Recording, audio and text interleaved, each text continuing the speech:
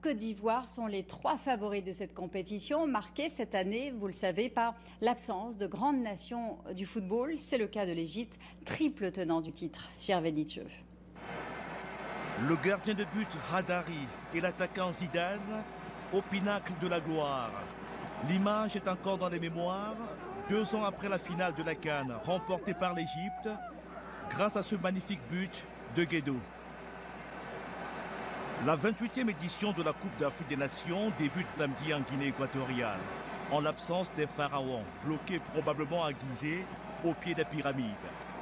16 sélections nationales se positionnent donc pour occuper le fauteuil laissé vacant et les pronostics sont ouverts.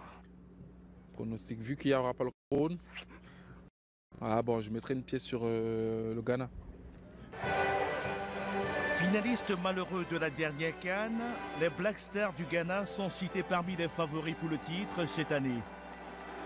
Autres favoris, les Lions de la Teranga, emmenés par 2 buteurs hors pair, Moussa Sow de Lille et Dembaba de Newcastle. Le Sénégal compte aussi sur l'expérience de son capitaine Mamadou Niang, ancien meilleur buteur de la Ligue 1 française. Pour compléter le tableau, il y a un 3e larron. Un petit pronostic pour la Côte d'Ivoire parce que je pense que c'est la dernière CAN pour Drogba, pour toute une génération, mais je pense qu'individuellement c'est une grande nation en football, mais collectivement elle trouve toujours des difficultés à s'imposer dans les dernières CAN. Les éléphants de Côte d'Ivoire présentent de gros atouts avec des joueurs talentueux comme Didier Drogba, Kolo et Yaya Touré qui évoluent dans de grands clubs européens. 1 an après les violences post-électorales en Côte d'Ivoire, les internationaux ivoiriens semblent particulièrement motivés. Ils le savent, le titre de champion d'Afrique contribuera à sceller la réconciliation nationale en cours dans leur pays. Le coup d'envoi sera donc donné ce samedi à Bata, en Guinée équatoriale, avec en match d'ouverture Guinée-Libye, Sénégal-Zambie, des matchs qui seront regardés par des millions d'Africains. À Pointe-Noire, au Congo, on ne manquerait ce rendez-vous pour rien au monde. La course aux antennes est lancée depuis plusieurs jours déjà. Valérie Hurtel. À quelques jours de la CAN, elles ont fleuri sur tous les toits de Pointe-Noire. 2 bouts de plastique, 2 tiges de ferraille et le tour est joué. Depuis qu'elle s'est équipée d'une antenne de fabrication locale, entre Olga et son téléviseur, c'est une nouvelle histoire qui a commencé. Il y a beaucoup de chaînes, il y a DRTV, Télé Congo, Télé Pointe-Noire, DVS+, plus les chaînes des Camerounais. Avant la CAN, ces bricoleurs de génie ont flairé la bonne affaire.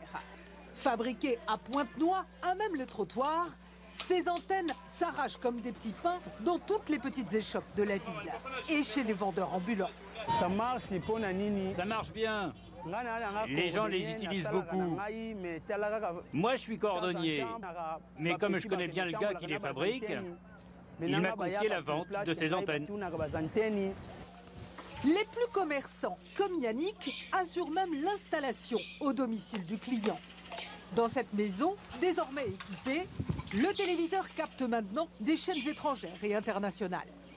Vous vendez combien d'antennes par jour? Si vraiment ça donne bien, je vends même 15 pièces ou 16 pièces. À combien vous vendez l'antenne? À 3500 francs CFA. Investissement raisonnable et clients contents. Comme Olga, beaucoup ne regrettent pas leur achat. Ça capte très bien. Il y a des chaînes que je ne captais pas, telles que la DirecTV, elle était un peu floue. Mais dès que j'ai placé ces antennes-là, vraiment la DirecTV est claire. Mieux et moins cher que la concurrence chinoise. Voilà de quoi consoler les Congolais dont l'équipe, cette année encore, n'est pas sélectionnée pour la CAN.